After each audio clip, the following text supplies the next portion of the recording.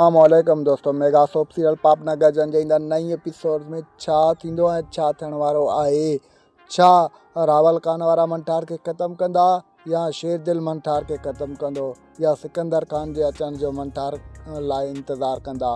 तफ़सीली ॻाल्हि ॿोल शुरू करण खां पहिरियां जेकॾहिं अव्हां असांजे यूट्यूब चैनल ते नवां आहियो त महिरबानी करे असांजे यूट्यूब चैनल खे सब्सक्राइब कंदा, गॾोगॾु घंटी जे बटन ते प्रेस करे नोटिफिकेशन ते ऑल करे छॾींदा जीअं अव्हां ॿाहिरनि ताईं सभु खां पहिरियां अव्हां ॿाहिरनि ताईं वीडियो पहुची सघे।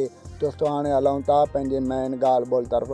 जीअं त तव्हां ईंदड़ एपिसोड्स में ॾिसंदव त शेरदिल मंठार ते तमामु घणे गुस्से में हूंदो ऐं मंठार बि शेरदिल ते तमामु घणे गुस्से में हूंदो। तव्हां ॾिसंदव त रावल खान वारा बि मंठार जे पोयां लॻल हूंदा। बहरहाल हू हली सब्र में आहिनि जेतर हुननि जो सिकंदर खान हॉस्पिटल मां मोटी अचे। ॿिए तरफ़ तव्हां ॾिसंदव पुलिस के जेको आहे रावल खान वारा पैसा ॾींदा, जेको आहे चवंदासीं तूं मंठार खे गिरफ़्तार कर ऐं वॾेरे बालाज खान जे हमराहन खे जेल में विध।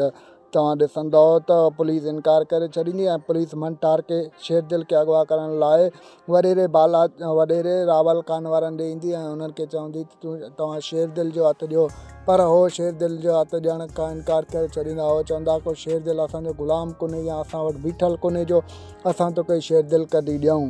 ॿिए तरफ़ तव्हां दोस्तनि खे ॾिसण वटां मिलंदो त कमीनो बालाज खान बि तमामु घणे हाणे जोश में अची वेंदो। हो बि शेरदिल जे पोयां हथु धोई लॻंदो ऐं तव्हांखे ॾिसण वटां मिलंदो त राबेल वीचारी जे पोयां बि लॻंदो। बहरहाल मल्हार हुनखे कॾहिं बि ईअं थियणु कोन छॾींदो। दोस्तों तव्हां ॾिसंदव त गमदिल वारनि बि जेको आहे सो राणी सां शादी करण जी कोशिशि कंदो। बहरहाल गमदिल जूं सभु कोशिशूं रायगान वेंदियूं। ॾींदा मूंखे इजाज़त, रखंदा पंहिंजो ख़्यालु। अल्लाह हाफ़िज़। दोस्तों असांजे चैनल खे सब्सक्राइब करे छॾींदा। Thanks for the watching. Javed Ali जलालानी।